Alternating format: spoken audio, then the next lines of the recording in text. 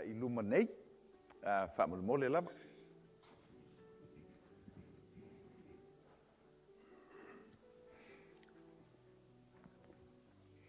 Whaaftei te le lava.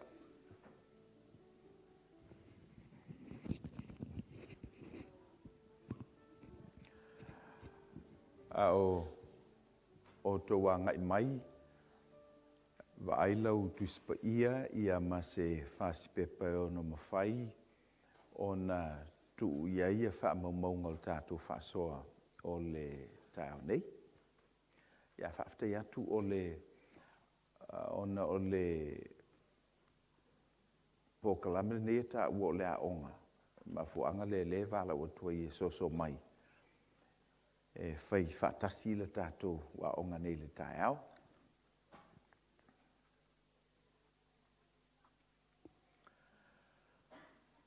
O vaenga nei e fia whesoasoani mo le tātou vasenga nei tu whaatasi le so. E yeise teimi e o ai ia lau whaasoa whaapito lava pe whaapitoa mo le suenga o le tae o le nei. O le lau amatatu i whesoasoani nei mo le awala e mawhai ai o na anoa ia la ia. Ia, toi whaamnatu fo ia tātou o le aonga le nei e tā ua o le aonga o le sapati, aonga o le sapati. Ai o le fatu po o le totonunga le mua le aonga le nei, o le suenga le o le tuispa ia. O le ngangana sa masani i tātou ai e le mawhai e le ngangana le nā o na maua tonu le melea e fie ele pa unga.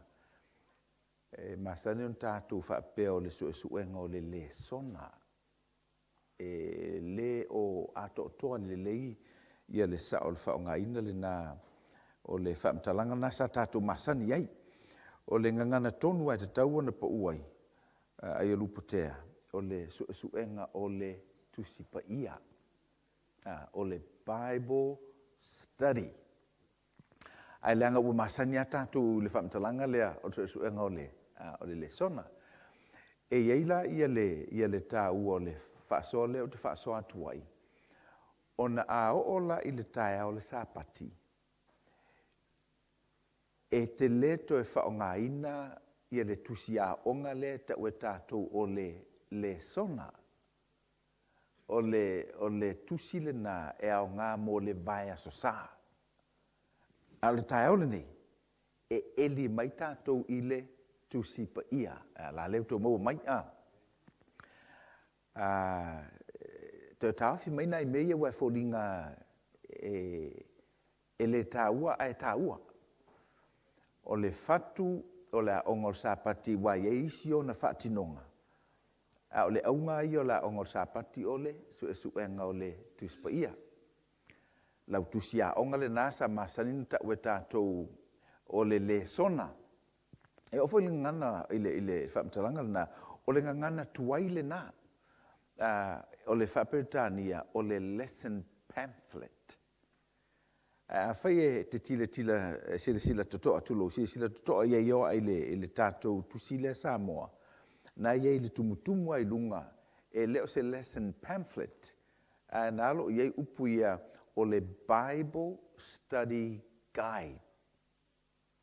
Ngana le whaperitania o le Bible study guide. Lona winga o le tusia onga le masani na ta ue tātou o le lesona e na o se tusi taitai o le curriculum. O le tusia onga ia a le onga le nei o le tusi pa ia. E tā ua la tuloa, tā ua le whaamasani mai o tō whafonga mo tātou ngutu. O le tāo sapati e leo se suenga o le sona. Ai o le suenga o le tusi pa ia. Tā ua tele le mele whaamole mo tātou. Langa o mai fwoi na isi tangata fōu. Ia wālua ia kākukala ia whai au ia le sao. O le suenga o le sona. Ai le ai o le suenga o le tusi pa ia. Yo ko sila fia la Vai lola lau tusia onga la sa su su vaso whakakia. Le la kako eli mai ile tuispa ia le lei. Nei whamtalanga mata ia te le io o ile elinga o le tuispa ia. O le fasili, whawhawhea o na maximize. Whawhawhea o na whaatamau a inga o ina o e iloa o na whaonga le tusi a onga lea o le vai aso. Le tau o le Bible Study Guide. Au te leo o ina se o tua lunga i le maule tau te masani ai. Nau na ta ofia o le autu leo le suonga tu spa ia le taula i el tatu fasoa. Ele mele a fai te meita wina ua o tweak, ua o suite isi lava. O na ele mele fiata ta i ele tatu suonga o le so. O le ua o fa autuina le suonga le nei, o le soifua e pei o Yesu. Live like Jesus. Taafi wa ina o te toe ta milo mai ai. Le fela fa mamlama le mafuanga e mawhai ai e oil whaia onga o na sui ia le autu o le suenga. E lo sui le mata upu a e te sui le title ina ia whawhitou i tonu ma le vaenga o le tusipa ia le alu iei le suenga. Na wha e moatu la whapena na alpaua le fo le mele la tātou elie ni le tai au. Tu toe fo mai la o whamtalanga o leo la tātou su e le tusipa ia fasili. La vanga tusipa ia le la tātou su ina. Luka mata upe se fulu whai mua se i o whai petolu se fulu ma le fitu. E le so nga whanga inga le mea kākou. Le la tātou whana sa o le mele mo tātou eli le mele tasi. Le la uka whai sonia o tō whawhenga eli ina ia anoa maloloto ia le mea. Ia, na wha emoa wa ia te tō ta milo mai le vanga muli muli. Le la u pai atu ia le tātou suenga o le tau nei. Tō te masani i le maule nei, lua le Timoteo mata upe tolu se fulu male ono, male se fulu male fitu. Ia ono tātou senga nei o le senga Samoa. Le la atu lava noa e whaitau wai le tuispa ia. E le mawhai, you cannot have a Bible study, but you never read the Bible. It doesn't make sense. Lona winga. So se teimi lava su e ai le tuispa ia, e te tau ona whaitau le tuispa ia. E le lei, le la atu lava noa le nei, ina i o tātou whaitau wai. O mau nei e le fau ia tātou wa sofitu. Woto masani ai. Umonto whaitau ina wha Samoa, ono o fo i maila le whaani liuina le nei wha Peretania, i le ngangana whaingo fie, e mawhai ai o na whai atu ia nisi o vaenga i e tāua mō tātou, so e mua lau tuispa ia. Mantua fo e tātou ma le tāu sāpati, la mea kakore la whai, so e suenga o le tusipa ia. Teimile nei, ia, o le ngola onga o le sāpati. O le teimile nei, o le suenga o le tusipa ia. A so e sua tusipa ia, e te tau ona whaitau le tusipa ia. Tau whaitau tusipa ia. E le lei, tātou mau lua le Timoteo, mata upe tolu, sifu maleono, ma sumale fitu. Vai lau tu Samoa, mantuana o whai atu o mete mana mele tau, nei o lau tusipa ia male peni, male pepa. Mo ngau te whai atu i sa teimi. E le lei, le lala whao ngā atu lou, whao ngā lau tusipa ia ma lofu fonga, leo la whaitau whaatasi mai tātou, atau whaitau whaatasi ia tātou mau lea lua Timoteo. Mata upe tolu, sifu maleono, ma sumale fitu, whai ua maua lau tusi, whaitau.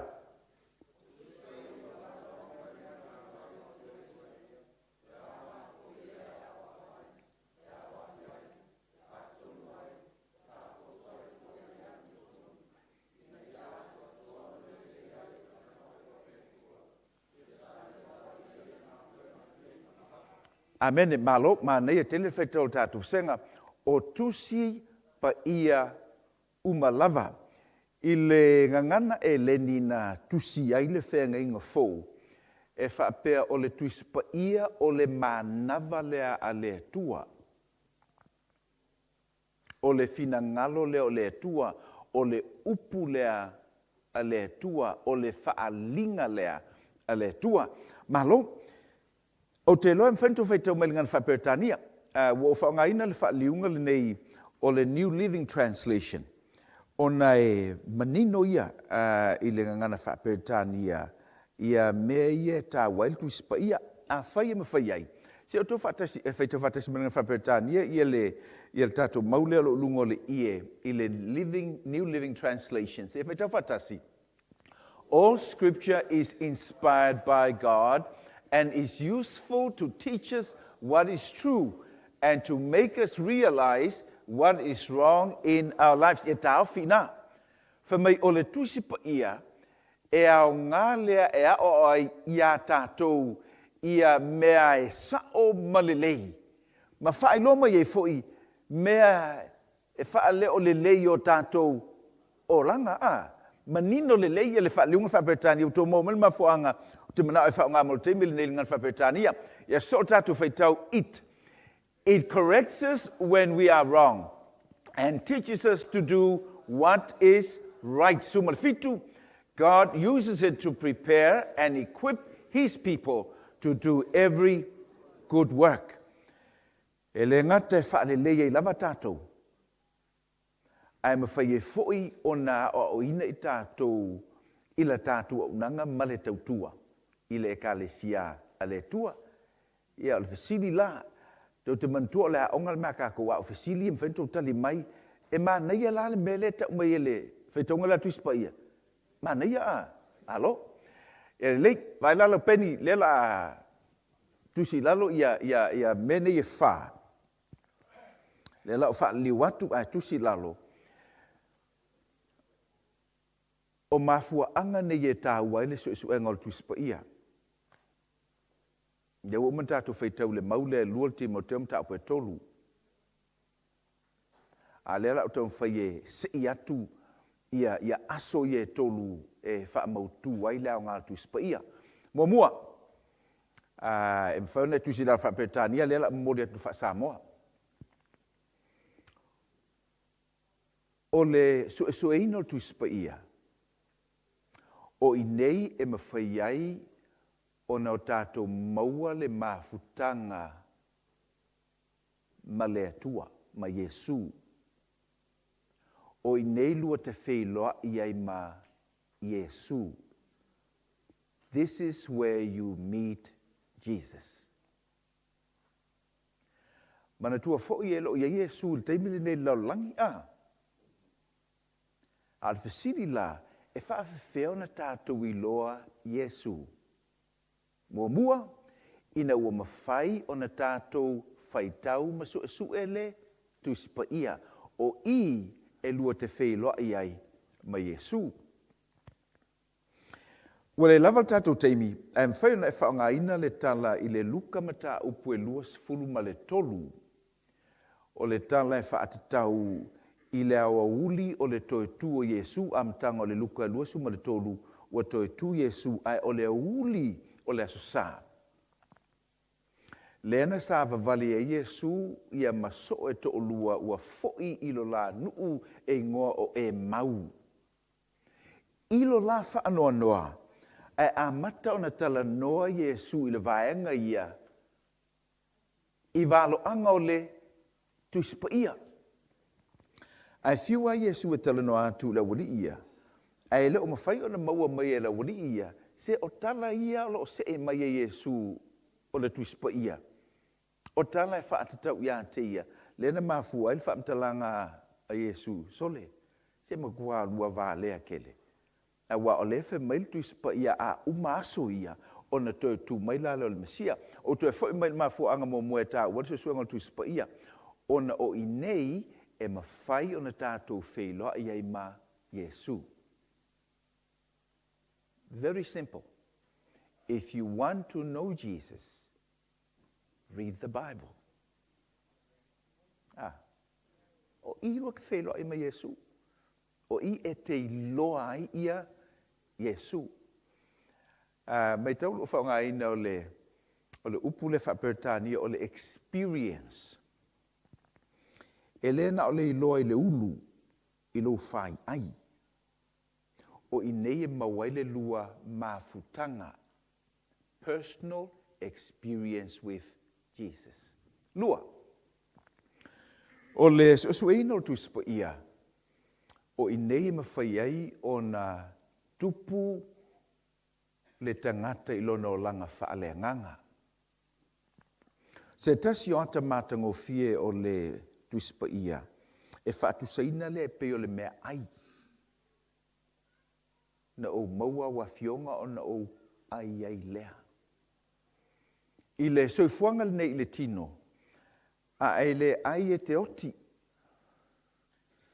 e te le tupu, e mana o mia e lo tino le mea ai, mawai e nutrients, e mawhai ai o na tupu lo tangata. O le a se wha utou le ekalesia matatu malo. O le a whaafewhea o na e tupu whaaleanganga pe a whai e te le whai taule tu spa ia. E ala o la a vivilu isi o tātou. Leanga e le o wha aluina se taimi e whai tauaile tu spa ia. Mana tua foi le pese le a e pe pese ia tātou tamaiti. Whai taule tu spa ia matatalo ona tupu ai lea. A whai e te iloa se iso le ekalesia wa levanga loko. Ai ke wa ia lea ia se fesuia inga longa olanga. Wa lava le na e ta umai le ata, e le o sue ile tu spa ia. O lai ai kalo, ai le o ai le fionga a le tua. Tolu. O le popolenga ia ta o le tangata sofitu ma le whaife au. Pe a ova ai i le tae au le sapati, a ua whaonga e tātou tangata e kalesia. Ia le teimile nei, la whale ingoa o le teimile nei o le suenga o lea, suenga tu spa ia. Wa tātou whaonga ina le teimile nei, e whailo ailo tātou poto po tātou whaafia poto. Wa tele ia e kalesia no foi. Ua kau fufusu ai ka ngaka. Te mana tua foi lisi e kalesia au ke lani. Foi mai le sigo kula sasolo no fo ka fia poko kele. Ua fa nga tātou le teimilea. E failo ailo ka ko poko, por fia poko. Alela ta watu ma fo nga tonu a elenta o teimile nei, vai lunga numero tolu. Ono le su engol tu spa ia e te tau ona liua ai o tātou o langa. E tau whaperetania o le transformation. A e ai ina upua le tua, e sui e o folinga, e sui e lau tautala, e sui e lau wāmio. A e le mawhai ona e whaaluina le teimile suasuanga tu spa ia, ai ke ia mio ia matanga. E leo sui e lau tautala. It cannot be. The study of the Bible will transform your life. E sui ai lau tangata. Mole tātou senga tāwhi mai. Auani o tātou whaonga ina. Se langa ole nganga le ka kou asfiku. E kau whaere ka kou kalaloku. E kau ke pupoko. Langa tu spa ia, it's not about the mind. It's about the heart. E ka kau o ngā suyei tātou. A vea ma ko olua le lei. A vea ma to ina le lei. A vea ma ti a kono le lei. A vea ma ta lii le lei. Studying the Bible must transform us. Ma fuanga whae tā ua, so suenga tu spa ia. E tā ua le so suenga tu spa ia. O nei o nei tātou I skills. E lo whaperetania o le equip. E ko lengi ei tātou. E o nei tātou I metotia o le whaiole ngā luenga a le tua. O le vaenga lea lela o whaalia lina pa tātou o tātou suenga o le lukam tā upu e se fulu. It equips us e le tūlanga leo le ngā luenga mōli mawatu le tua. Ma fuanga na e whaia la ion ta ursu suonga tusipaia le kalesia. Mua, lua te whilo e me Yesu. Get to know him. Lua e whaatupu ai lou, whaatua tua. Tolu e sui ai lou tangata. Wha e whaapoto ai lou tautua. Ile ngā luenga le tua. Yeah, e nice mena. Yeah. O se sia mea, e fie whae loa so kako wha fie poko, pol poko. Ia o mau kemi. That's not why we study the Bible. Ma fuanga nai wha. E su eile tusipaia. So sani nei mo lau su enga o le tusia onga le te wetatu o le sona. La wha tel vave ia le mai monga nei ai tau whai e pu e mai mata awhi me nei. Le whala o watua ia wha te inga. So how do you study ia le su enga le ato whaino le vai aso i le mele ta ua o le Bible Study Guide. Well, ito ta ua o se lesson pamphlet. Bible Study Guide. O le fesoasoani whaatonu o le su enga o le tuispaia. O le whaatete inga mua lava maltou sila fia. Eva ai aso su e lau tuisiaonga. Elu potese mai lau tuisiaonga. A susu ena utusia onga, te meita wina o le susu enga o le vai aso. E a mata ila o uli o la stonai. Wato si le fir melna. E le a mata ila sa. E a mata ila o uli o la stonai. A le mea mua lava e te le i o ile mele ta watato le matua tau loto. Le la fa e moatu nei. E iai le lisi. E iai le lisi. O vaenga patino o le tuispaia e fesoasoani mo le suenga o le vaso le na. Te tawhi mai langa e taua tele le melea. A e te le i whaitauina sisi mea le suenga. Lea ua whaamata osi mai. Ia mauia o i le whau iai le suenga o le vaso. E la le mea taua le mele nei. Tusa, tulau, a lela fesoasoani au tau. Tusa pe te le e kusi lea. A fai e te mauia, e lava makokoe. Pela o tātou suenga le lau, le o te ia tātou paua leo le, o umana o ai, mauia. A paua leo me le la tātou eliene le tae au. Te fo ila i tua pela o whamtalanga, a te le i whaitawina le vai aso atoa, identify va ai po o a ia mau au tui o le vai aso. Le o umana o whailoa tu ia tau whaateta inga lea, lei nei. Lua, whaatel vave. A e maua loa ia mau nei whaatulanga ino le vai aso.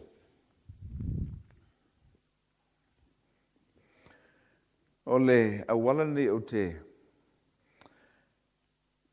o vasenga o te au inai whaiwhi awa le kalesia le universite lea. Le ngata whawhenso e so tu spaia whawheo na launga. O isi la meia le leo o whaso i a te utou. Na e maua los whaitau ngol tu spaia. Au e te whaitauina whaatasi. A whaitauina whaatele. Tāwhi mai. Le ungana whamatalanga lea. A e maua loa mau ia pe o le luka mta au pa se furu. Au nei e malia le whaitaunga tasi. Read and reread and reread and reread the biblical text. O le mele nei e tupu. A e whaitawina wha lima, wha se furu le mau, wha lua se furu. O na e watu le o iei me ia wa tutu mai lau pepa o tuspa ia e te le iwa a iei mua i lau whaitaunga mua. Wa makan ko mua mai. E peo le tangata fo i lea e alu i le awala, a vele ta vale. A e alu se awala mo le teimi mua lava. E te leilo uma meye au ta faule, awala. A feite malanga i le awala le fa se fulu, lua se fulu, lima teimi i le aso. Kusa pe mo ingo maka ke lore e fale mumule le kule, e le pionga le i e la lau papa. Le fasili, ai siau e ilo ai me i te le ilo te mumuna elu ila wala lea. Leanga ua e alu so ai. E faa pe nale su e ngaole tu ispa ia. aua e te whaitau pai e. A fia lo loto lo sila fia kuspa ia, tala e whaita maonga, whaitau, whaitau, whaitau, whaitau, whaitau, whaitau ia tele. Ia ngā vailo lea, kau whaitau runga mea kele lo inga lo whaitaunga. Mua, langa e ese ale whaitaunga ole tusi pa ia. Tolu.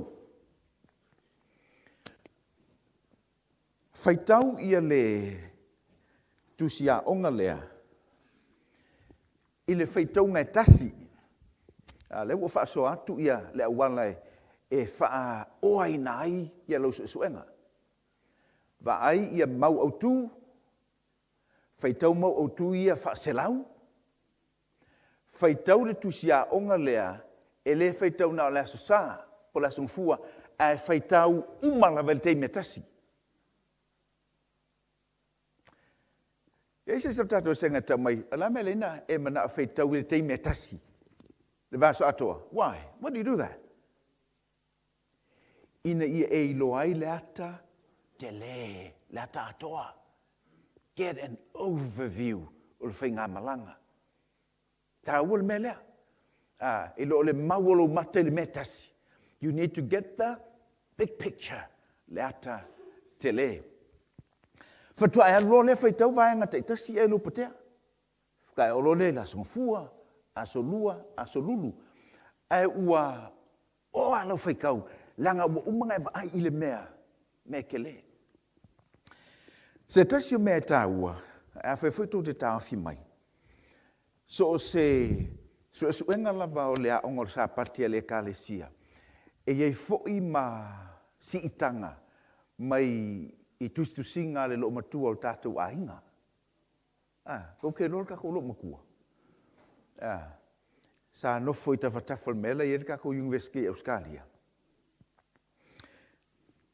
Whateita inga. I eri si itanga lea mai suenga o vai aso le nei. Lea sa au se i mai o le tālale ale lo matua. Iau te le mai loa, ia mi whaintou loa mai ma o tau e le leile wa ai. Se whaikaunga lea lo mkua, o leisi le whaitaunga, o isi whaitaunga lo matua. Langa o tātou tangata sifitu, wa tātou talia ina, e iei le mea alofa whaapitoa le tua, ilo tātou anti lea. Nātou te loa le mea le na. Ia se whaitau mai lan whaamtalanga lo matua, ile tusi le tau o le Desire of Ages, I tu lau e 5 se lau ma le tolu o le whautuanga. Masani ana o whaalongo I se o tātou mātutua whamei. Ua whamei le nganga o whaloanga. Ia ngā whaimei lo la leo se whaikau. Ai ke le lo po skala le alo mokua po langa ia kala. Lea ua whaamalu mai I lo le whau. Ua whamei le nganga o whaloanga. I aso nei. Aue kau kale se mea pe a whai e leise reference o whaamkalanga lo mkua. Pia o tu spa ia. Au whenga whamai ku spa ia, len whenga me se mau. Ke sori ku la whongo ai. You must have a reference. Whau kuanga la mo kākou. Whai kere I whai kau kala lo mkua. Au nge koe whamai lo mkua. Se ilonga u ei loa, ma whuanga na leo te tu ine. Ku ei, la kusi, a lali kulau. Whenga ngau le mea. Ia ona tali tonu la leo tangata iau tala. Onga o whamai lo makua, ia o kara ia lo makua whamai. Se whaitau whatasi, a inga man tātou suenga le sopa, a whai manino lau sida. Whaitau. Christ has shown that our neighbor does not mean merely one of the church or faith to which we belong. It has no reference to race, color, or class distinction. Our neighbor is every person who needs our help. Our neighbor is every soul who is wounded and bruised by the adversary. Our neighbor is everyone who is the property of God. Kalanga lo mkua whaatau tātou suenga leo le tau ni le tala le te māloa Samaria. Ai sue foi. Wa ai ia kala le lo matua, pawa le fautuanga. E le mua le lo matua ia Yesu. E lo kako whangua, e piko luman fale no foi Jesus. Lai kua le fale ye lo makua. Awako ke mai lo makua whango foi luma. Ku ia si kua. O tātou lo tātianga mea. Awa le ova kako wha mai lo makua le ai. Ua wha mai Yesu. Ai ei teimi. Au meil whamkala ngale. lo matua. Lua, whaitau te talo sapati, ono lewa e. I le vai aso. A whapeo oele o le whaia onga, mo le talo sapati. O le mea mua lava e whautua i nei tātou. E te le whaia onga mai le tusi lea. Wato i se vasenga e whapea whamkalanga le whaia onga. Yes, i o tātou ai i le asunga fua.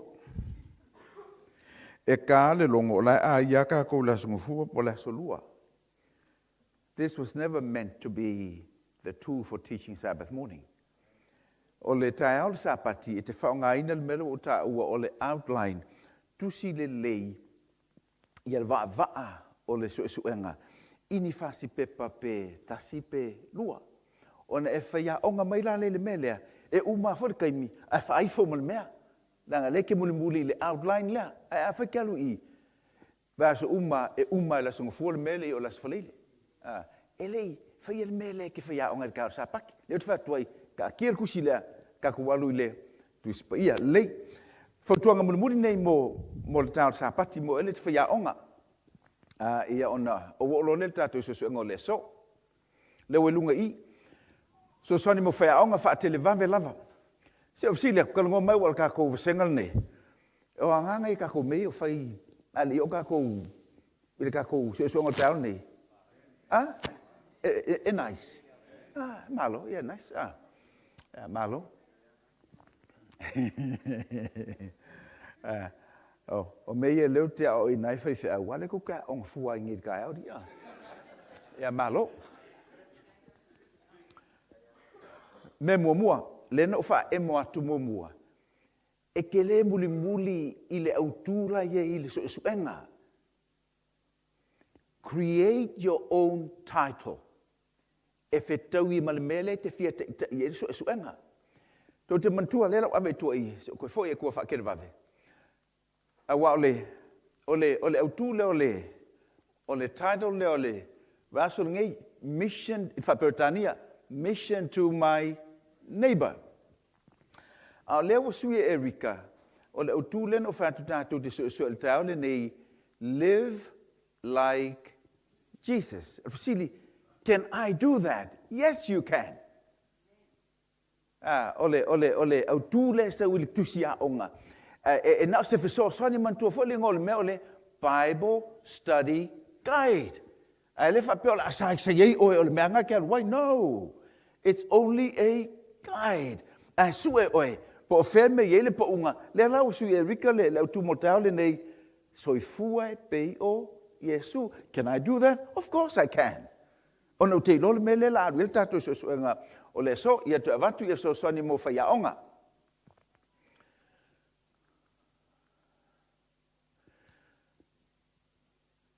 Sui le autu e tala whea ngai, mo le sio manga. Lua, whai le outline, mantua le pepa le no whai atu e peo le, pepa le a ungopo. Tusi ia lau outline, whapea. Ai tasi pe lua pe tolu lava ni mea e fia o i lau whasoha. Le wingana whamtalanga lea, structure the outline with a few points. Ai vaile se suanga atole vaso, pe lua se fulu mela iei.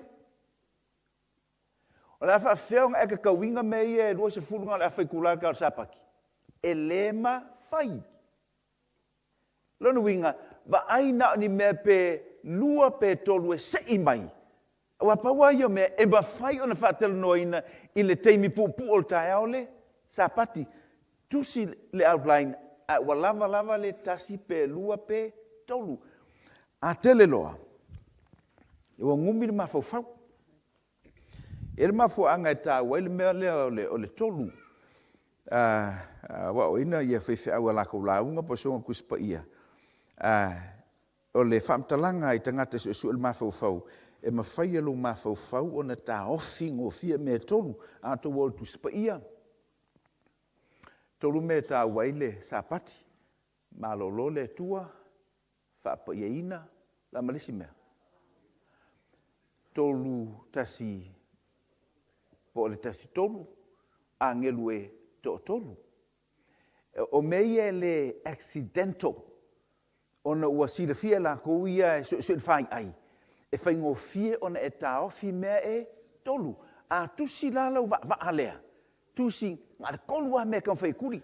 A to vai fai la tatu susu ngale la tatu o yeile. Lukam ta apa sifu ngā kolua mea. E le fa pela o se foi numera so nga sa ili mai. E ele mafua ngā mea. E o atusi pa ia. E iei ia mea ia e tolu e sau fatasi. Po fea lava e yeile pa unga susu ngā tusi pa ia. O le mea tasi ele te tau ona leiloa. O le mawhai lea sa ili po o fea o iai Yesu I mauia. Focus on Jesus. E iai le situa inga whasoa, so se kei mea ku e ilunga, ngā ole anga sala e fue. E a ki le ngā mi o le anga kangaka I le ave le anga sala. Ave ia Yesu e lo e kangaka ia Yesu. Po o fea lava la le vaenga tu sipa Yesu e sue. Sa ili po fea fōlinga o le atua. Mantua foi, o tuispa ia, o le tala ia Yesu. It's about God. Lala me ka walwe su solo mai ang sala mai si mea, perfu ele mea. Ai le sa ili fōlinga o Yesu. Ile, so suengo tuispa ia, e le aia se malie ma se lelei. Pe afa pe e uma e ngofo uma ia wha matalanga ia ilo whai ai. I le launga por se suan kuspa ia, you need to eventually move mai le mea mai le head to the heart, and from the heart to the hand. O le winga whamtalanga lea. E le laval so suenga o tuspa ia ngā se mea ki fia whawhia poko e lunga I. At the end of the day, it must impact your life. Lenga kukalanga o le transformation. Lona winga, fatua susua lava so so tu spaia pe ai se personal application. Now facili so what? La la nga ni me mo au. Le tatu ta wala mtanga lava e te tau ona su ye tatu ato to. So sonia mo faya onga ai se me po aka lo camera e la leo fabgalanga ia. Ona o sola taimi. O le se senga o le so so tu spaia ma le launga. Kaskia longa va kusa le lei lava, the structure is the same. But the difference between a Bible study and a sermon, ona ole so engol tu spaia, e te tau ona iai ne facili, you must include questions. Ina ia mawhaiai ona tala noa tangata, because it's a class, ole a onga. E ese mai le la unga, awa ko ke pisa, a le lau whamkala ake ko tau ole monologue. So engol tu spaia is a dialogue, it's a conversation. Tauna elimene tauna interaction. Ai whawhewhela o nei se vai ngata ina ua e whaia ni fasili e tali mai ia tangata. So always include questions I lau outline. Umanu ta ua vaenga lea a o mai le outline, a wala o mai tusia o ngafui leo le vaso, I mal vaenga muli muli whai tau le tuspa ia. Ia wha moe o ngā na I wheso soni la itina. Mo le vaso uluma, ako koe o mai. Fai wha lei mai whai ngole a onga. Ua le whai mai lewa whanga me I lenga sa mo mai sa mua. La ua fongo wa moku a la kau whai. Ia lei, le la tatu se el tatu so ngol tau nei. Pengi mo tu spa ia. Man tu foi afal Bible study su ele tu si pa ia. Au tu tatu so enga live like Jesus. So I fue pe o Yesu bang mo.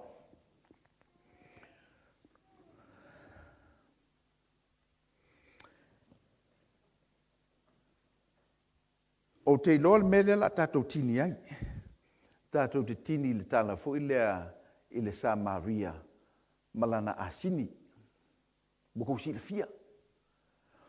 Ai le mafai ona a noa le fa soa ile sa Maria malana asini. Pe a whau tele ave o tui whamtalanga a mata o le mata upu. O lesi le skill, o le melo se suongo tu spa ia. Awangi I mau makai me la iki ia. O le whamtalanga Britania, every text has a context. So se tala o tu spa ia e yeilona sio manga. Mera lewa ufaya, lewa walu se isa ili mani sio manga, ina ia anol tato whaasoa ili sa Maria malana asini. Whapela mtanga o le luka mta upu e se fulu, pailo tu spa ia. Ila lela au tu mantua whala whamtalanga, awangi I keningi me so inga, wa lava ni me fia. Tolu, ya ko vainga al kolua me yela ka ku pinginga ngir kaeo. To mo mai la le winga le visota inga o le tala I sa Maria malana asini. Male au tu te leo kuata o le mission le tua, o le ngā luenga le tua mo le lave inao o anganga. A matala ia le luka e se fulu I whaitaunga nei lela tuatu lava no whaitau watu spaia a lewe lunga whapetania whaasau whaltatu teimi. Whai upu mua lua male tolu. Manatu lea tasi dea pole manatu momole la tatu amatai. O la ua matua le selenga. The harvest is plentiful. Fua mango.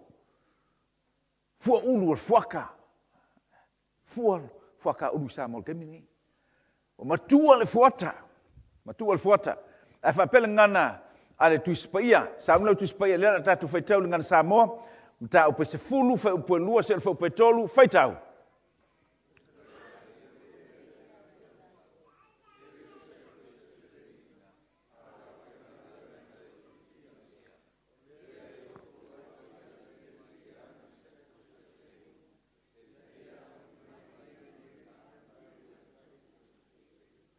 Malo, le anga yo go whaikau. Le le ka me ka onga ka whai le malo, sila I le whaitaunga whapertania. O le lalango la lea, me leta o le key point. Le la o sei mai meo te tā ua o aso e kolu. I la loifo le whaitaunga I o le tuispaia.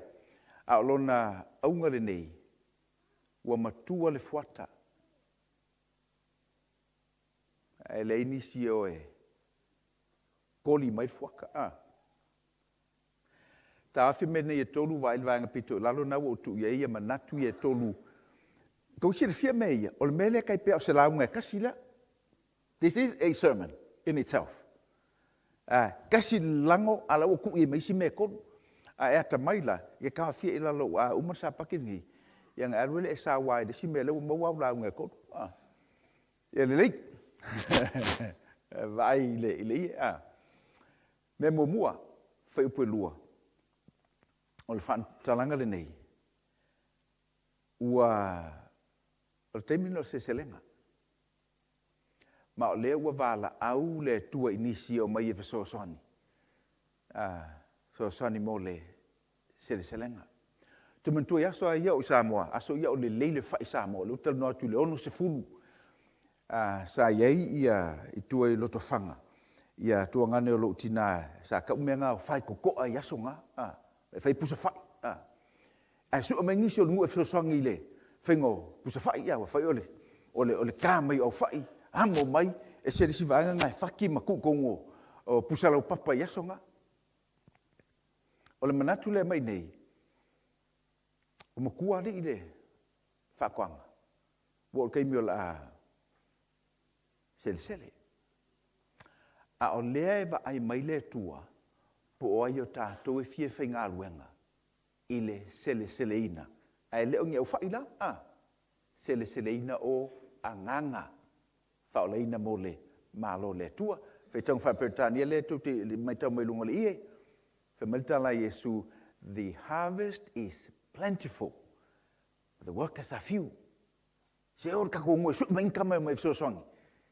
Kelele ka ko anga lela fai wa ka ko kankalo ave ni sila lua fa mua fa pel fam talanga a Yesu a fai to teo man to for fam talanga le fai ele ole au se fulu male lua so mua se fulu lua a ele si vesenga le Ko fix full fix full la le fa e fam kalanga le e lo full lua ai ole fix full a fa me fam tala Yesu a vai la ko atu wo au ko ke o kai kasi ai o tai toa lua ko ke sir fiel me le poto le mamona mol ma waiova mamonga kai ko lua mol ma waiova kai ko kolu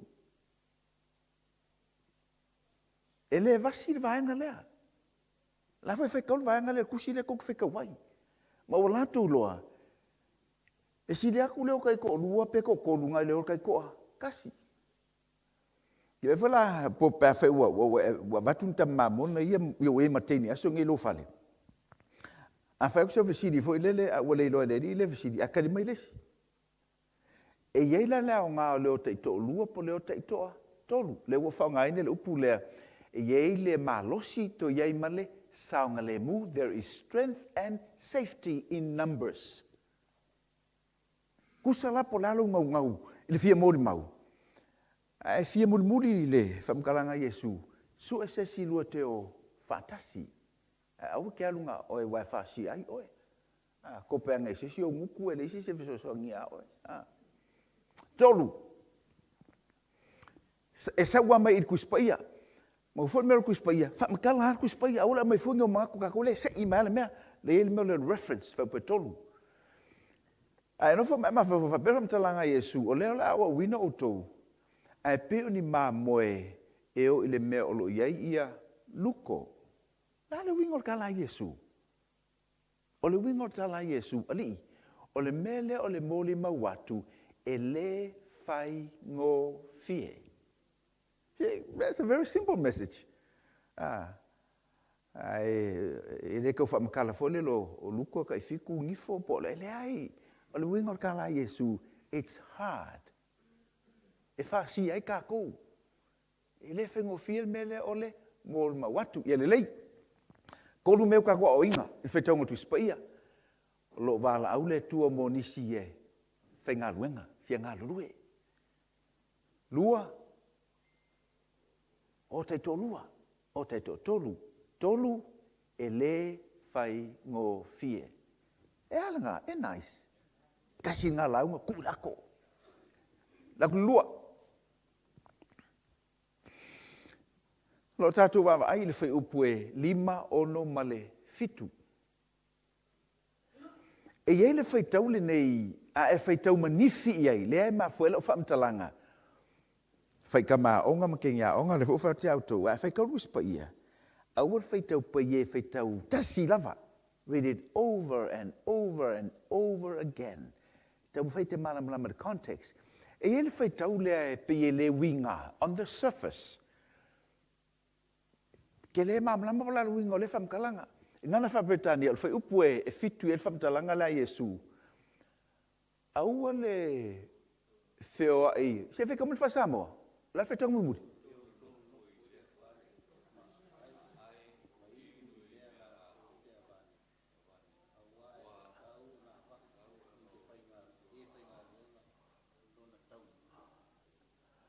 Ya malo. Se eu fai kamul fa Britania. E ele fai tangu le fa Britania fa mai. Do not move around from house to house. Mantua foi ole mka upukele ole moli mawatu le fa il fishful vanga le fishful. Le umka ko va isfa ko Yesu al fatu nunga la le.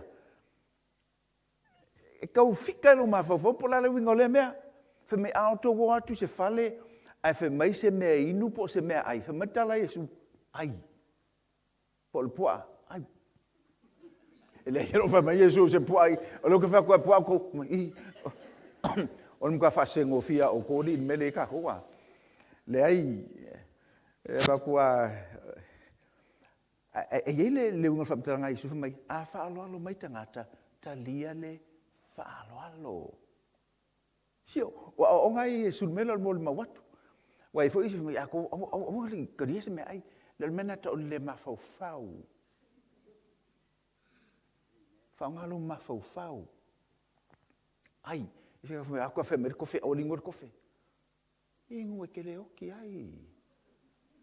A kau le whawhako e pua e whawha ai ngu. Ai loi e tangata e lo mawhau. Ai la mal fai kaunga le fa me. Me a wole. So le fale. It doesn't make sense. But it makes sense that I fai tau pea. Ngai mawalole la ukual point lea.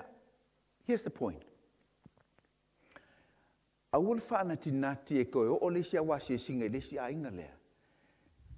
Se ia lava ko mafukanga matangata ia.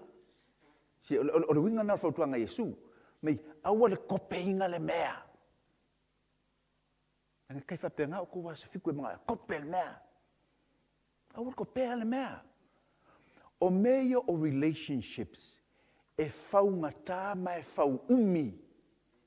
It takes time to build relationship with people. Awalanga onga kufu kwa I, kufu ku I. Leai spend time with people. Aisha, wala kul me develop personal relationship with people.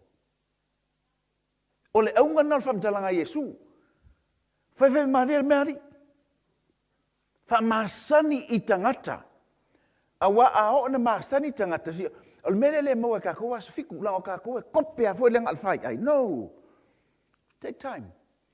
Ao na masani tangata ya te auto. Kusa pole ale mamafa pole lave. O sa o nga o al melo sa paki. E faingo fie I tangata ona ua fausia a auto mafutanga. Mo ko mul mai le fam kalanga. Ole mea. Se le tala la Yesu le mele ta tato le mol mawatu. Se o ko pele mea. Fa masangi. Build relationship. Me ye tolu on lo te vai tato mati. E ele concept e fa no mai nei. Fa me auto wo I se mea. Ya, le la o kala fa lo kele mea. Elena o fale o tangata, a to wo I me ye Samoa, o sao fai, o ngi malanga mai Samoa, o ngi mea o lo sa iliengi, ia kupe le kumalo, mol fale aonga pola, a to wo I me la ye Samoa, ngangana la tuspaia, identify tangata ye ta o tuspaia, people of peace. E iai tangata I mena tau teo iai, o lo iai le file mu, mai lato te sa ili le file mu. E leo kanga ka umala iai o lo sa ili le file mu. But you seek out tangata e ta ua o people of peace. E iai le tangata tusi e ta ua o le tama o le whaatupuino le kalesia, the father of church growth, o lo nengoa o Donald McGavran. Sangalua intial tangata lea. Matusi aila na tusi ta o le breaches of God. E fa pele filosofia tangata le nei. Sa ili tangata I e whanau mai I whamtalanga I atu spaia e avea oni ala lau papa. Look out for people. Tangata fo I e friendly ya kako aso fiku. E iei tangata ingo ya kako. A iei tangata e arolofa ia tātou, whapela whamtalanga, sa ili tangata na o lai arolofa mai olo, sa ili le file mu. O na whaongale o tangata na, use them as bridges. Whaongai pe o ni ana lau papa tātou te malanga mai I le mela iei tangata pe I sawa mai a kako. Whamtalanga Yesu I le toa fitse fulu lea, look for people of peace. Mukuko mau mai. Awa tu te o tangata lai sawa mai. Lai pe fia ai kako. Ai sa ili tangata lai e friendly ia tātou e avea o ni ala lau papa lua. Le woman tātou a fea. A fe meile kofe. Ingur kofe. A meile sua pua. Ingur sua kurfas pua.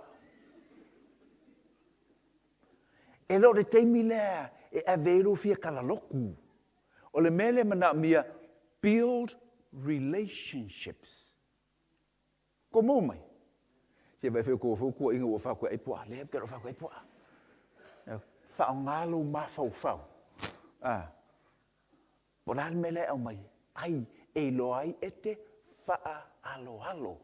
Build relationship tolu. Tau whaila le e faa olaola ia. Ia mafutanga ia. Awa sau le teimi male aso. Ke la kurole e kalango aku me faa le loku. E folongo fie tangata. Langa wako masangi. A whai ko ke le masangi. Ko ke oko i le pepelo ka hunga. Ia le la makua. Ko e feo mai. Fela mai la ko maka. Wa ko ke le o masangi.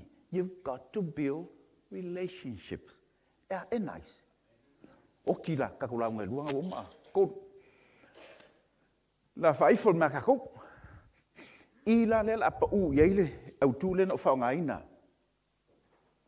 Mantua lau tu whapertania. Live like Jesus. Olai pe o Yesu. Kakua o mai no lea ili Samaria malanga asingi. Yek, kele ko whamkala ko masangi a. Ili Samaria.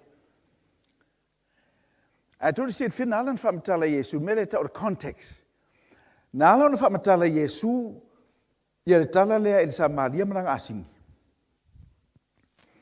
O ngā sa yele si fia poko ngā fisiri a Yesu. Ko ke makofa fisiri ngā lea. Fa feo ngā. Maula ola fa vau. Ia. Fa ku Yesu ala yele kusi. La kala kusi mele li lea. Ia lo fatu le tua a. Fa ku loma fam kalanga Yesu al fa taunga lea. O mantalo no mai alo fa le tua, alo fa on tua oi. Ila le mafu mai la kule wo fa nga ina vai la tu o le tu sa mai le me fa mai le tala la Yesu pinga Yesu fa mai alula ia fa pena fi Yesu ele ke le akala ai angwa e sa lu fi poco fa Yesu alu kuspaia ko sa lu skaile alo fa le tu ma lo fa lo tu oi pingiro Yesu alula ia faifa pena. Ia whaka whamkala lole le kala lea i Samaria male asingi.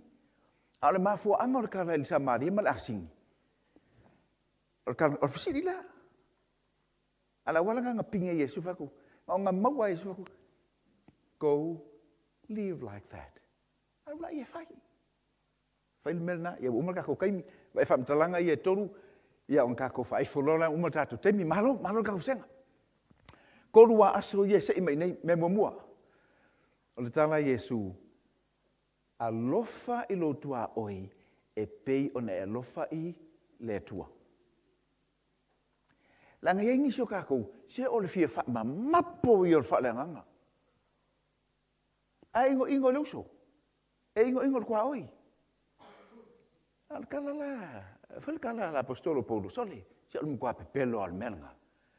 Langa i pipi i mei e lua, o le alofa i le tua, o le vertical axis, ma le alofa i tangata. E le mawhai o ngai alofa i kukasi. Wa ngai pa fa peke pelo lo wolanga. You can't do it. Feawa Yesu, ia tutusa lo alofa i le tua, e pei o lo alofa i lo uso a tangata. Sia te foto no fo mafo mele ka ko le kalesia. Sole. Fe me ya lo foi le kua. Ai ke mo kwa ingo dis ngakala ye le kalesia. Ke fsi. How can you do that? Lua. O le tala ale yo ile Samaria mal asingi. E ele foi fe au ye merko inga, ngau ku si le fier kala a. Ai o mai kami bilo foi o la fam talanga ele ka ua le ko inga por foi au ai le o lai so la unga ngau le mea me your labels my positions wa iso ka ko le mapo ko finga yo ko inga really ai fa ke le alofa i lo uso oki a kono ko inga ri lo putea ya ba nga le tolu al fa la folo mo fo menga wa ke e ma wa o al fa unga la le me Whapetala Iesu. Le ngana peritania whengofie. E loo le tofinga. Le whaamamapo le whaaleanganga. A le mawhailea o na whaailoa le alofa. I tangata e mana umia ia le soaswani. Le nkalangoa i lo makua. Makua kala kako lo makua. Kala lo makua le leia lo makua. A makua piko i luma Iesu e piko i kua lo makua. E alanga i kengia lo makua o kako o lo makua ko luma me Iesu. A si lo makua e fia me lai siong fale kua ngofungofo mai ai kapua. Whiau. Be merciful, be kind. Se po le alu kako urofa mkalo valo anga e a whaitatu te li lo na lolofa. Yo kako ainga, kako kua oi. I oki mea kako. La fale o tuo tatu se songo le so. Ola e pei o Yesu. E a Yesu e merciful. Tumuile alofa tunoa. E as whiwhianga ia ta uli lo koe ka ia kako vsenga ngika eo. Mahalo le ta pai. O le ngole a onga ole sapati. A le ngole activity a tatu le whainei ole suenga ole tu spaia. A le whakuar kamalea o Yesu. Jesus. E o umalala uvaenga kai o la ongo sapa. La ufo la.